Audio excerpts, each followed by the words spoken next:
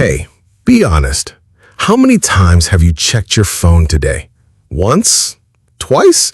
Or did you stop counting after 50? Yeah, I get it. I was addicted too. Scrolling for hours, convincing myself I was just taking a break. But deep down, I knew. My brain was fried. My focus, gone.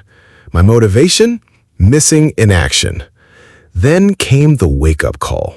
One night, I checked my screen time. 7 freaking hours. That's a full-time job spent staring at a screen. I realized this wasn't just a bad habit. It was a full-blown addiction. My phone owned me. And if that sounds familiar, you're not alone. But here's the good news. You can break the cycle. Let me show you what actually worked for me. I turned the screen black and white, removed social apps from the home screen, disabled all non-essential notifications. I even deleted TikTok and forced myself to use desktop versions. The goal? Friction. Make your phone feel boring, and it becomes way easier to ignore. I didn't just quit scrolling. I replaced it with better habits. I read, I watched educational content, I called real people instead of texting endlessly. Your brain needs stimulation. Just give it something healthier. I challenged myself.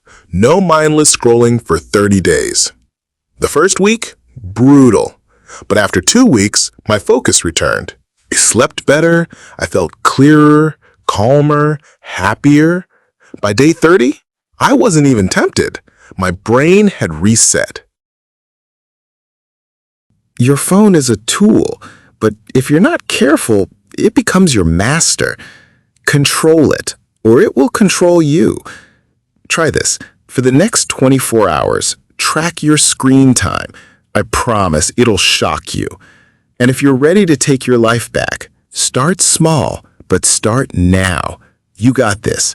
Now go live. For real, not just through a screen.